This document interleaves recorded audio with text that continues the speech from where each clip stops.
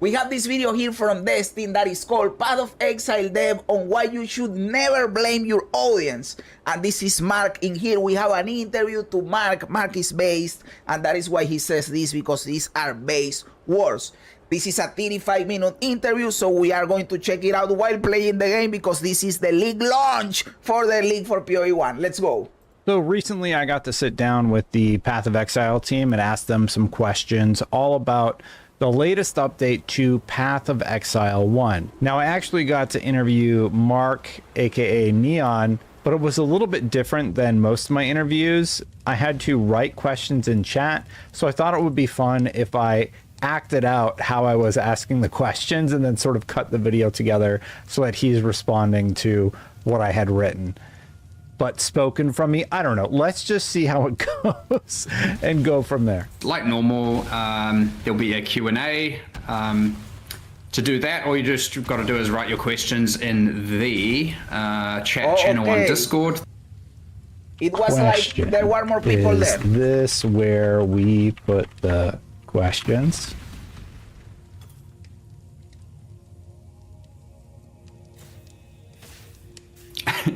Wait a couple minutes, and then thanks, Destin, for making me laugh a little bit. Got him.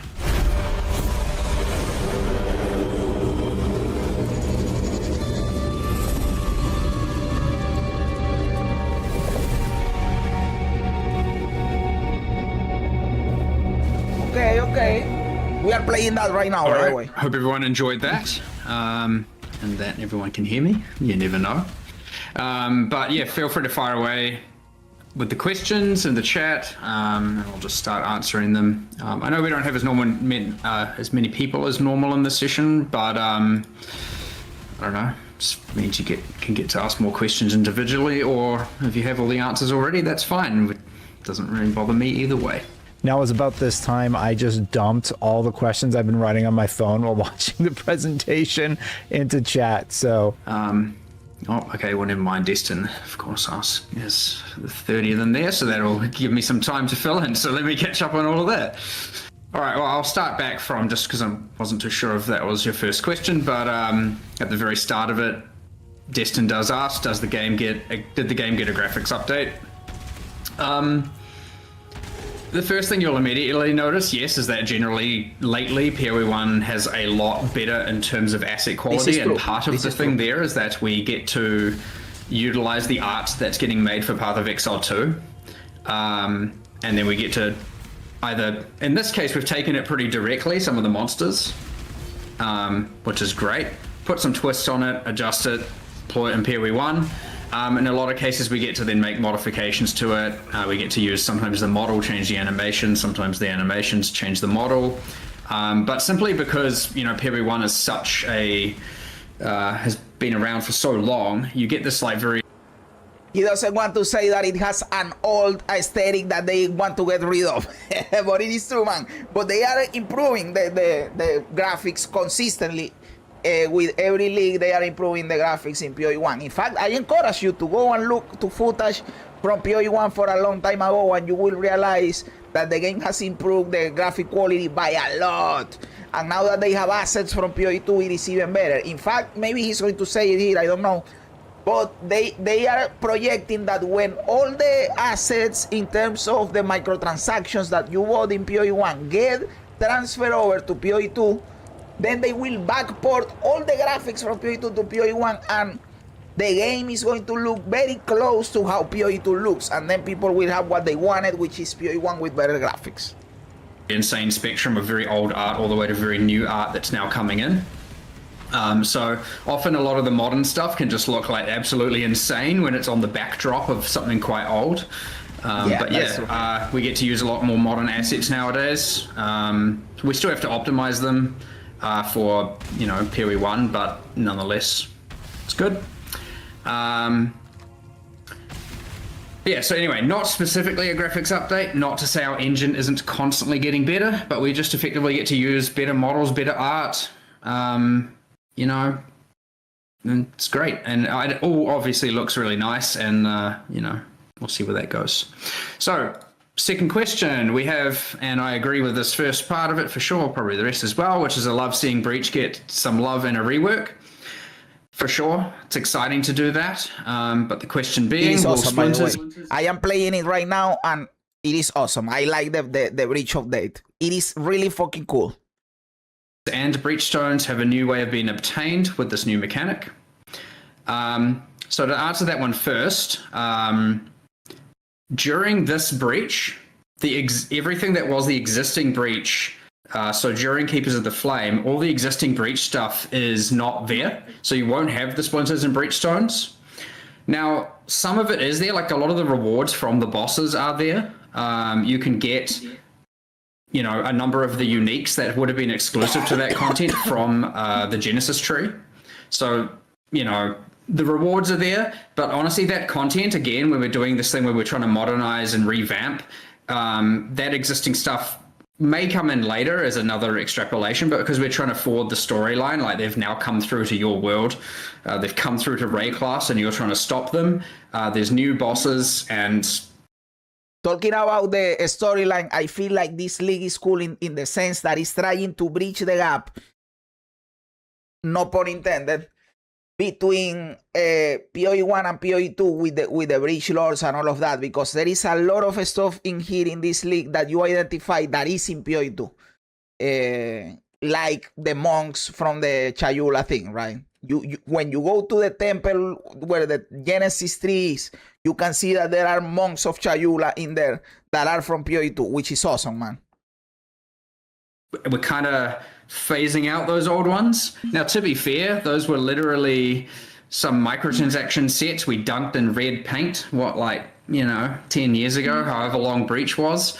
Now, that not to be said they were bad fights necessarily, but very old, very dated, not on rigs that people like to animate on nowadays. So being able to come in with just the completely new things and get completely new fights. And honestly, we've learned so much in the last 10 years in terms of how to make boss fights better, make them good, and being able to apply all that to them instead of being just perpetually stuck with stuff that's like a decade old. It's good to be able to apply all that in POE1. And obviously we've learned those lessons for POE2 and whatnot, but yeah, it's very exciting to be able to go back and take all of those lessons, apply them in POE1 as well. And so we want to make sure we're free to do that. Now, that isn't to say much with most leagues when they go and get added to the core game. We evaluate what people like. We can, in this case, evaluate what people liked about Breach before as well and make sure that all of that stays in. So throughout this league, if there are things that people miss from old Breach, we'd consider adding them, integrating them, be it with a new fresh coat of paint and a new tile set with new art, with new monsters, new bosses, all of that stuff. It would just get added to our list of stuff to evolve and add. So, we'll just listen to the players in that regard, see what they have to say about it, add in whatever we can. And until then, you've got this new Breach. The old Breach will still be available on Standard League, interestingly. So, yes, because this is... Now that I played the new Breach, I don't give a fuck about the old Breach, dude. This one is better. As a league, we've had to do the interesting thing where we've now got technically two versions of Breach existing in the game, where one is restricted to Standard. So none of that's been unimplemented, none of it's been deleted. It's all still there. We made sure to keep it all intact. That way, if we need to bring anything back or integrate it once the league is finished, we can just pick what the better of all of the things and compile it into one thing. Now, the second part to that question is this sort of a one-off rework, or is the plan to go back and rework / modernize some of the other integral mechanics as well? Like a lot of people want Blight. It's hard to say one way or another with any level of certainty. I would say that, generally over time, we get to this point where it's like, there was a really cool concept at some point, and we have an opportunity to do extra world building, narrative, art. This is a good perspective, by the way. Okay, we rework it if we have a good idea or if we feel we need to rework it, but not force yourself to rework every single mechanic. Also, I think people will start to complain if that was the case. Like, we have 20 different mechanics. So if you start reworking each of them, you already have mapped out the next 20 leagues, and people will start complaining, oh, now we are getting all leagues back. I want a new league. I want something new that is not in the game. So it is better if they feel like they can do it and they do it. fine. But if not, they just come up with something new. It is cool having this freedom of just, if something needs a rework, okay, we do it. But if it doesn't, or we don't have a rework that we like enough, then we don't do it. And let's not turn every league into a fucking rework, because people will dislike it. You know how people are, man. So I think this is the correct approach. New Bridge is just blind too. It is similar to blind when you click that little things, but it is not exactly blind, but it is similar. Updates, mechanic updates, and all that. And I'd say that you're probably going to start to see a little bit of overhauling and improving old leagues balanced with, adding completely new concepts. I wouldn't say any of it's out of scope. The one thing about changing old leagues is if you remove what people ultimately, like, you have to be very careful with the rework. Like, rework is harder, modernize is easier. However, modernize probably gets you less bang for buck in terms of bringing in new players and bringing people back. Because this is true. One thing you can do when you touch these old leagues is kind of ruin it. And we have to be very, very careful not to do that, because there are, each league, which is something I really love about PoE, each league has a kind of fan base to it. And the moment you do anything to it, you're going to exclude some of those people. And this is why sequels just have to be kind of handled very carefully. And you've got to be making sure to not ruin the things that people love about it. So, yes, modernization, great. Reworking, careful, but still want to do it. But honestly, being able to just extrapolate on the world building, like integrate it properly, add new rewards, fix up all the jank, because there's always a little bit here and there, do new stats, new passives, new endgame, all that, love it all. And I would expect a number of other leagues to get it, especially as they get more older and older and older over time. Some other leagues we've just straight up removed because in the past, like Perandus kind of just despawned off the face of the earth, because it was kind of like, okay, well, in order to salvage this, it's a full new league, so like there's not really a salvaging we can do. So it really, as long as they come from this that he's explaining is like when the league goes out of rotation, and then you are thinking, how can I bring it back to the core game? And there are leagues that there is just no way of bringing back. Okay, I get it, man.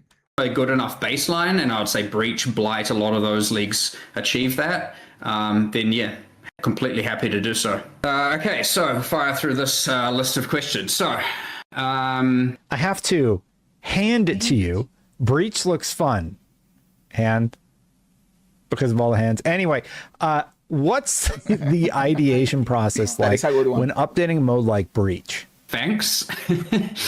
with all the hand puns. So what's the ideation process like when updating a mode like Breach? Well, the good thing is we got to go from a bit of a baseline here, because when we designed, we were doing Breach for POE2, we kind of jumped forward a bit. So you've got these 2 points in time where one is 25 or odd years in the future, and then you have PoE, and we kind of like showed the end of 25 years, and then we were like, hold on, we didn't explain or say anything as to what happened in the middle. So I was like, and now we've got a bunch of art we can use, so let's take that art, extrapolate on it, do the update, and start to tell that story of what happened. Exactly. I've been telling you guys, well, I said it earlier, that this league is meant to do that, to bridge the gap between the two stories, and I was correct. I am not crazy, man. He's confirming it right here, dude. Scourge League was so good. It was like Breach, but you press a button and then you are in the Breach. Brother, that sounds cool. I didn't play at that point. I missed out, dude. Over the 2 decades between POE1 storyline and POE2 storyline. So aside from obviously just wanting to update Breach, it was one of the first, it was one of our like first big leagues. It was like a kind of there was like a league moment where we pivoted from one type of league to another, and it was like the first of its kind. So we're kind of going back to the origins there, and we're like, we need to update the story, we need to progress it forward, keep building upon it, update the mechanics, update the art, make it fun. But the one thing that came again, it's the important thing here, is we need to make sure that we don't overcomplicate the combat and turn it into some, complicated, confusing thing or something. Like, the people who love Breach should still love Breach afterwards. I believe we've achieved that because You did achieve it. This is better even. This is better, dude. ultimately it was pretty simple. It was activate a thing, get swarmed by monsters, fighting them in a circle, fighting for your life. It honestly fits the traditional, just like ARPG mowing down monsters more than most. Kind of everything since then. We like to add twists to things, X factors to things, different types of combat, whereas Breach was like the simplest form. And we wanted to make sure we maintain that while still making it feel new and exciting and fixing some of the broken things the things that weren't quite good enough. So the ideation process was mostly coming from a narrative standpoint here and a world building and wanting to expand on that, but also wanting to give a new fresh coat of paint to our very first league that we all kind of love. And while doing that, make sure we maintain what people loved about it the whole way through. You accomplished it, dude. What is it with you guys and hands? I mean, it's Breach. Breach is hands. It's kind of it's just what Breach is.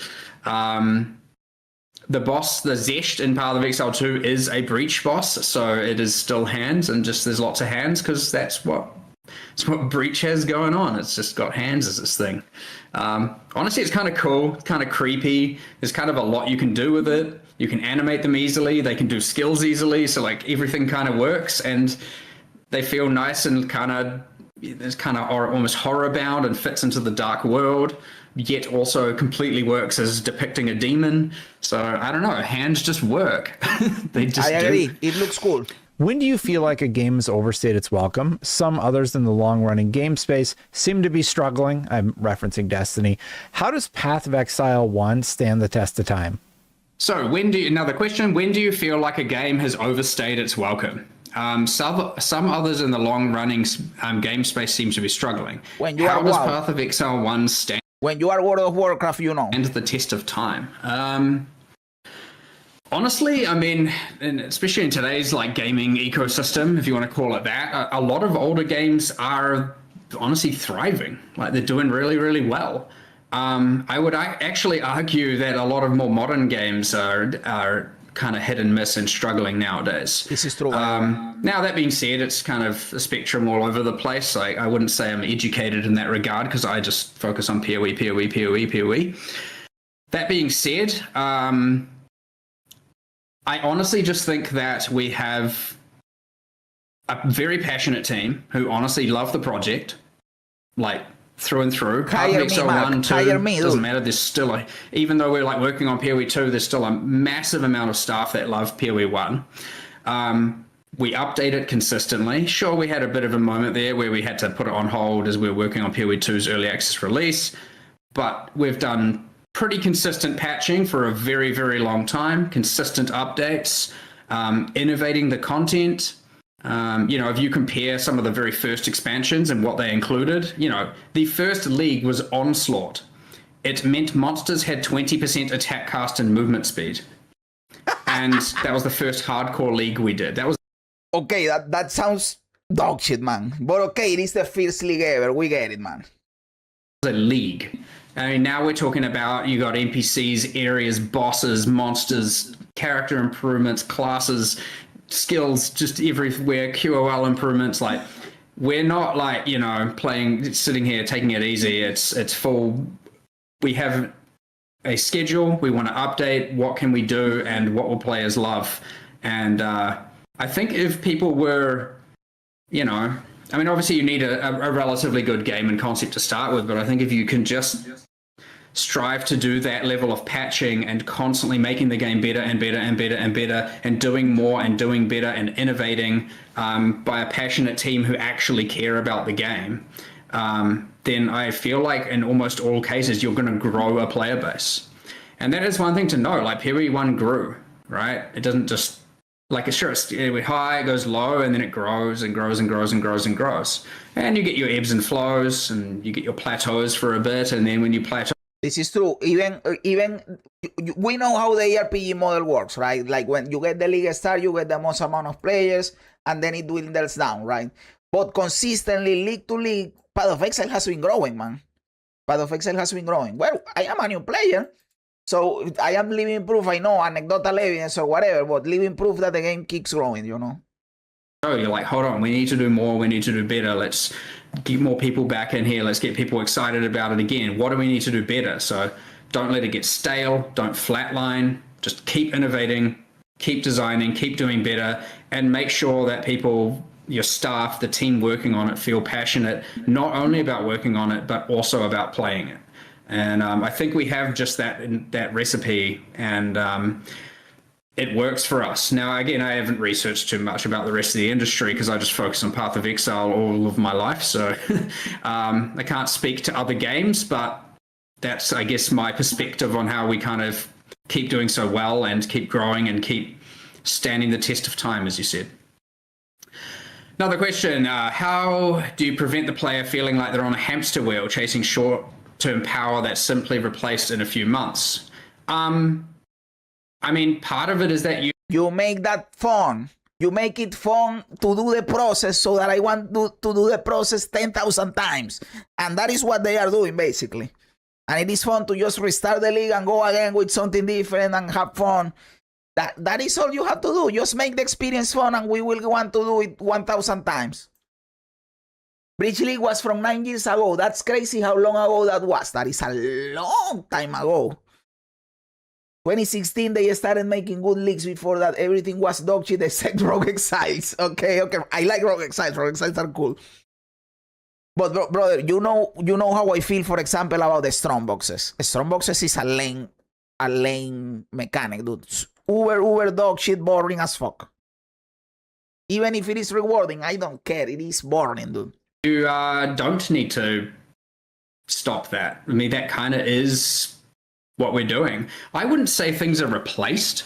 Like, we don't have the kind of World of Warcraft expansion territory of literally the patch comes out and every single thing that you knew, and which is a thing that MMOs historically have done, when you're just like, an expansion comes out, literally everything I knew and had, aside from, some basics, is just like gone. This is true, by the way. This happens in right?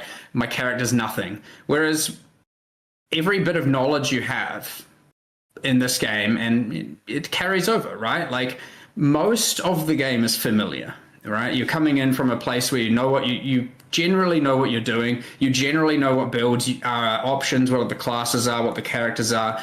Like, we change stuff, sure. What we've actually found is when we change too much, it starts to tilt the exact other way. So as much as people were like, changes, there's a huge amount of people that love that familiarity. But the answer is, yeah, come back and play, and then stop, and then come back and play, and then stop. And yeah, it is a hamster wheel chasing short-term power in a regard, but as long as every single time, I mean, it's many, many, many wheels. You're not coming back to the same wheel, right? You're coming back to new content, new things, but it's all layered on top of that. Is fun, like, man. That is the base, important that part. intuitive thing you remember, you come back to, and you're like, oh yeah, this, I remember this, I love this, and then there's a few things that you have to learn on top, and you can use to, make your character strong. But I mean, obviously, there's always the debate about whether or not you should have new leagues, or, just a game that lasts forever and you play in the same, standard league, I guess. And there are people who come back and just play in standard league every time, playing on their existing characters like that. There is a community for that. But obviously what we have found is that more people like to come back, play in a new league, play in a fresh economy on a fresh footing, try a new character, or maybe just play Deadeye 15 leagues in a row. Entirely up to them. Sucks. But yeah, ultimately people love it, right? So we fell into this rhythm because it is what we found people liked to do. So I wouldn't say we need to prevent them doing necessarily anything. We've found the thing that people are happy with, so we're just going to keep delivering on exactly that. We've tried slower frequency, we've tried higher frequency. We've kind of found the sweet spot of the 3 to 4 months, and that's what works, so we'll just keep doing it. The cadence right now, I have to say, it is awesome, brother. If you are a Path of Exile player, you are eating good right now, because yes, it is 4 months in each game, but when you compound the 2 games, you have a new league every 2 months, and it is beautiful. I am loving it. You start the POE2 league. 2 months, POE1 league. 2 months, POE2 league. And they are staggered, beautiful, and you are going back and forth, and we are eating good. I hope they maintain this schedule because I am loving it, man. The time of my life. I think I decided I'm going to try the new one, the stuff that got added, and do a crit power chair, just one thing. Yes, brother, go for the new content, dude. Go for the new content so that you experience the new thing. And they always cook something new and cool. Exactly. Every 2 months, and you come up with something new and cool. How awesome is that, man? New skill and support teams are a big deal. When's the last time you added new abilities? Core skills, it's been a while. So I would say that we add new skills all the time, but often they have a kind of, for example, in the last league, Mercenaries, or the Secrets of the Atlas, we added Trathan gems. So, and then before that, there was Transfigured gems. And so there's always been we've done kind of, twists on skills, and we've done a bunch of that. So there's often stuff coming out, but in terms of actual just core abilities, especially skill gems, we did obviously the retaliation skills with Settlers of Kalgur. I can't remember if there were any others around there. Honestly, we work on so much stuff. Good luck, my short-term memory nowadays. Or maybe that's long-term memory, whichever one. But however, honestly, yeah, we don't add a lot of them too frequently. But there's not really a particular reason for that, honestly. It's just that, sometimes it's nice to do skills, focus on character side, and sometimes it's nice to focus on content. We don't always get to do both. In this case, we were just kind of like, you know what, it's time for some new skills and supports. Let's especially focusing. Hey, but you are neglecting. Okay, I am happy that you introduced new skills. Awesome, man. Thank you. Where are the melee skills, brother? You can't introduce a bunch of new skills and forget about melee, brother.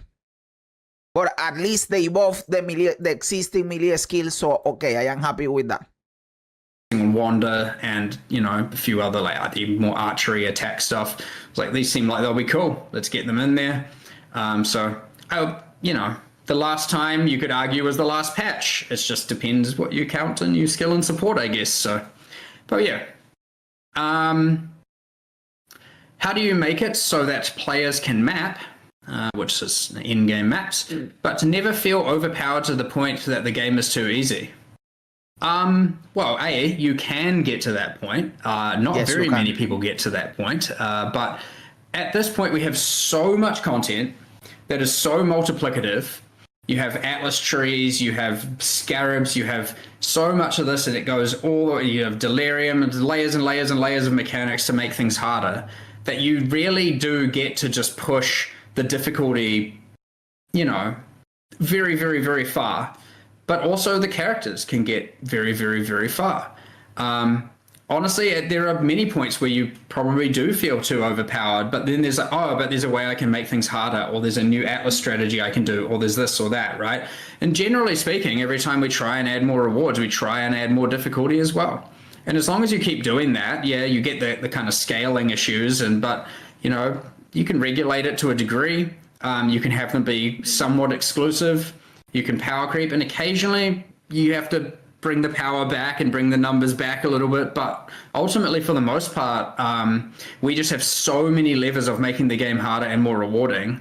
And we have so many levers of making your character more powerful that just go, and you're going up and up and up and up and up and up and contesting and, all the way through. And even then when you've done that, you might be like, okay, I've now kind of perfected this strategy. I'll try a different Atlas strategy, and it's completely separate, something you saw someone doing, That is something that for me as a new player gives the game a lot more appeal. That for an old player that has already played every mechanic, that has already played every ascendancy, there is much less, I don't know what is the word that I am looking for. Novelty. There is much less novelty to the game because they have already tried everything. But for a new player like myself that I have not played even a quarter of the ascendancies, I have not tried every mechanic, like going deep into the mechanic, The game is wide open for me, and everything that I do, I am learning stuff. I am experiencing new stuff, and it is awesome, man. The process of discovering the game is fun as fuck. Okay, we are back. Let's go. Be it you are doing abyssal strategies over here, and maybe you want to do, I don't know, the like rogue exile in-game strategy, or maybe you just want to fight uber bosses, and then you find, oh, my character was overpowered, but not against bosses. I maybe need to do something about that and calibrate. And this isn't something that was always the case. Before we had so much content and so many layers, it was actually very easy for someone to just get to a point where they're like, well, this game's trivial now. It happened many times. It's just that it is possible to get to that point now, but it is just harder than ever. So yeah, there's kind of like no ceiling to when you can just stop playing. Like a lot of people feel like they can just finish all the core quest lines, complete their atlas and finish, and other people want to get to the point where they're actually min-maxed as possible in every single strategy possible. And which is something I love, by the way. It's like that's part of what makes POE1's endgame so, able to be played so many times on repeat. And then often by the time that you perfect everything, a new league goes core and a new league gets added, and now you've got 2 more variables that change everything, and it's like, oh sweet, what is this new stuff I can do? So but yeah, I mean, it happens, but right now we're in a real good spot. I agree. Do you feel like you're adding too many tricky mechanics to the Ubers? How do you push it and keep it fun without it becoming annoying? Well, the luxury here is they are Ubers. They are not fit for everyone. They are meant to be a test of skill and a test of your character's... Nice. I agree, and I love this perspective, by the way. That is how it should be, that Ubers are challenging but doable, and that is what they are right now. They are challenging but doable, and that is fucking awesome. I love it, man. So thank God for that. Gear. Now, obviously, you can almost always, as is in PoE, overcome mechanics by just making your character so freaking powerful. That is what a lot of people do because they don't want to do mechanics. They just make a tanky character that can tank every mechanic and they don't worry about it. I did all 7 Uber bosses last league by doing the mechanics, by the way. That it can kind of ignore them. That is a thing you can do. It's completely fine. If you maybe you're SSF or maybe you're in a different, context where you don't have trade or whatever the case is, obviously you can compensate for that lack of character power with skill and overcome it still. These are both completely viable strategies. We kind of just love it, but they are Ubers. They are designed to be tricky mechanics. They are designed to be harder. It's not meant to just be a pushover. So, the whole fun but annoying, each to their own, honestly. I don't find them annoying. I find them fun, and you might hate them, and that's perfectly okay. As long as, because we have enough bosses, enough Ubers with enough different content, you're going to have some you love, some you hate, and then different people will have some they love and some they hate. Completely fine. But there's 3 of them, so maybe one of them you like, 2 of them you hate, or vice versa. We'll see how it goes. Yeah. All right. Let me just keep going. Okay. Well, the QOL improvement's huge. I agree. You are welcome. We will continue to do that every single patch. Hopefully, getting like 10 of them a patch or so would be nice. And yeah, regarding the graphics, yeah, agreed. Poured over my Delph map, my Delph hideout that I had here in POE1, that I have the Delph hideout, put it in POE2. I want to have my Delph hideout in POE2. So another one from Victoria. Are there going to be any major / notable differences between the async trade of POE1 and 2? Besides what game it is, and will it have the same requirements? Yeah, it is currently identical in terms of requirements. The only real change is that the gold metagame is a little bit different. Like the gold balance of the game. It's not exactly perfect, and gold in POE1 is actually has a higher demand because of the settlers mechanic. So we have this thing where we're having to now balance trading with engaging with settlers. So we need to make sure we get that right as opposed to just throw it in there. That being said, and it is worth noting, we are working on UX improvements to that trade system. There's obviously been a lot of things that have come up, about wanting to be able to more rapidly. So, for example, if you have a pair of boots in your inventory, you can do something to immediately search for those parameters, so you can then modify from there to be able to find equivalent or similar pairs of boots quickly. Whereas right now you've got to fill in all the stats and fill in all the values to search for it to be able to assess it. Now, obviously, a lot of people just use price checkers. That's not ideal. Ideally, we'd either find a way to integrate that or reduce the need for it. But, these are things we'll get there. We'll be applying both of these improvements when we do them, as we do them to both games. But yeah, the exact same requirements. And if you've purchased the merchants tabs for POE2 already, you'll have them for POE1. You don't need to buy them again. Which is awesome in Path of Exile, and something cool that GGG does, that all your microtransactions are for both games, brother. How many companies will do that? A lot of companies make it so that if you purchase something in one game, it is for that game and it is not available in the other game. They fuck you in the ass, man. But in Path of Exile, everything is for both games, which is awesome.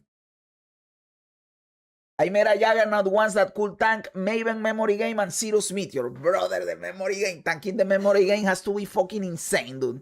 Like, not giving a fuck about the memory game. Why is everybody playing POE1? Yo, much amazing, my dude. Because today it was the launch of the new league for POE1. So that is why people are playing it. Because new content, new league, new economy, new everything, and people are going at it, It is the hype day for POE1. You just have them in both games, much like most or all of our microtransactions. So, no issue there. Next question. With the old breach going out, are there any changes to the breach nodes in the Atlas tree to interact with a new rework mechanic? So to immediately answer that, we don't actually do Atlas passive nodes for actively running leagues. So currently when you play in Keepers of the Flame, there will be no breach nodes on the Atlas tree. The mechanic, due to the grafting and the kind of tree, it has its almost sort of own meta progression. So you'll be interacting with that. Are there any new stashes for the grafts and graft currency? I believe there is, yes. I need to actually double check that, but I believe there's a graft locker or something. I can't remember what we call them. And that's just for stuff that sits in the monastery. I can't remember with 100% certainty, but I'm pretty sure there is. Only because last time I saw it, it didn't have the art yet, so it looked like the heist locker, and I remember thinking it looked weird. So that was a little while ago, of course. Is there a plan for the 10 new ascendancies, so that's the bloodline classes, to become a core part of the game, or just specific to League? So it isn't specific to the League, it is core game. They will be available in Standard and in Keepers of the Flame. Now, not to say that once the League Keepers of the Flame ends, or much like with any expansion, if they are unhealthy for the game, if they're unhealthy for balance, or if we just need to make any changes, we're always going to make those changes. So for now, we intend for them to be core, remain core, and stick around afterwards.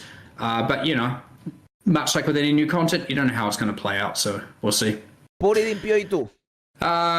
And then a personal one. Steven wants to try run something brand new this league. What's your favorite new skill in this league, so I can try and possibly fail to build around it?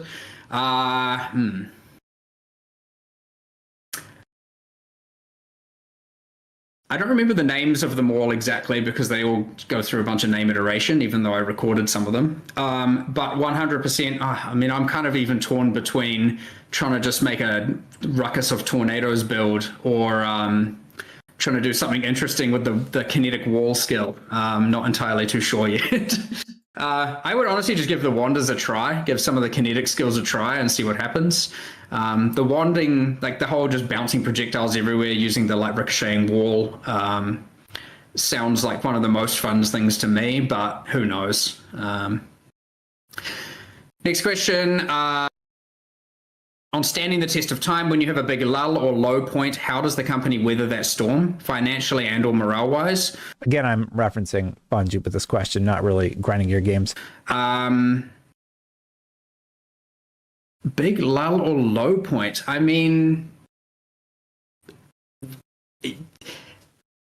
have we even had that? Like, I don't even know if we've ever had that, to be honest. I think the worst case we had was either, because we had to stop, like, just in the context of POE1, it was because we had to stop developing to focus our resources on POE2's early access. And honestly, you know, we had to pay a cost to that. We certainly, you know, it was regrettable and it sucked. But we were still working on a project, you know what I mean? Like, I would say that the morale lows come from actually when we deploy something and it sucks because, you know, we fail. And so often what sucks is like a week into the league if we really miss the mark on something. Like Dawn of the Hunt, yeah. There you have it. I knew that he was going to talk about that one. 0.2, the Dawn of the Hunt. People hated that shit, man. I liked it. I've been very open about it. I liked it. But I know that a lot of people hated it, and it is regarded as the worst patch so far for POE2. So morale was low during that time. I knew it, man. We kind of messed up some stuff. That sucks. But like, you just have to truck on forward and just fix it and make it better and do better and not repeat your mistakes. And you may, but just turn it around. Do what you can. You may not win back everyone in the moment, but that's the luxury of coming back 3 or 4 months later and doing even better and a larger expansion. And even 2 weeks into a league, like I know Necropolis had a ton of problems, and it's just fix them. Don't get stubborn. Don't get arrogant. Don't sit there going, no. Bro, how based is this guy, brother? How fucking based can you be? This is as based as it gets, man. The players are wrong. Like, that's madness. Stay away from all. I don't know why people do that. I have absolutely no idea. Just make the game better.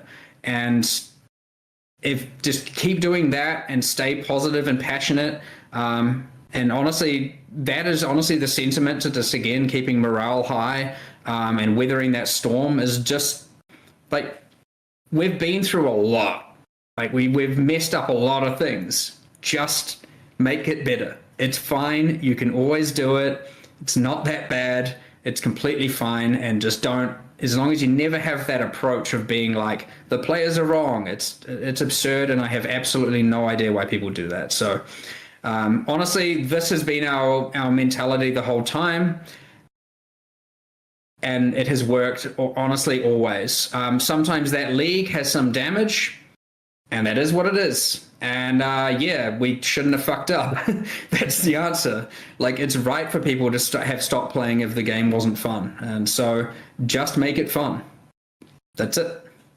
It's brother, there is nothing more base than you can say than this, dude. So every time that you are like over here, oh, fuck Jonathan and fuck Mark or whatever the fuck, they are over there chilling saying, okay, guys, we will try to make the game better. Don't worry about it. Hey, that is based behavior, man. How could they get rid of the need for a price checker? There is nothing more important. Hey, I have the price checker installed. I am not using it because it is still too early. But yes, price checker is really important in Path of Exile, true. If they can somehow like make it that is baked into the game, it will be better instead of having to use a third-party software, right? GGG is definitely the most based video game company, at least from the ones that I have interacted with, man, or that I have played their games. Yes, based as fuck. Kind of easy, but I understand when it gets emotional and the players are angry, especially about something you did. It can be hard. It can be quite difficult when you are passionate in game development, but just honestly, it's fine. You're making the game for them. You want them to be happy. You want them to enjoy the game. Make the game for them. Do it, right? Like, that's your audience. So yeah, I don't know. Generally, just stay positive all the time and just make the best Path of Exiles possible now that there's 2 of them. Awesome, yeah, that's all the questions. But I think we're kind of hitting the schedule for going into the one-on-one interviews. So yeah, thanks everyone. Appreciated it a lot. And probably see you in a couple months or something for POE2's next one. I don't remember what date it is, but, you know, around there. You know, the next POE2 expansion, see a lot of you there. If you're not there for that, see you at the next POE1 expansion, hopefully. But yeah, hope you enjoy the league, and let me know how you feel about the breaching. I am feeling awesome. Enjoy all the breaching hands. great.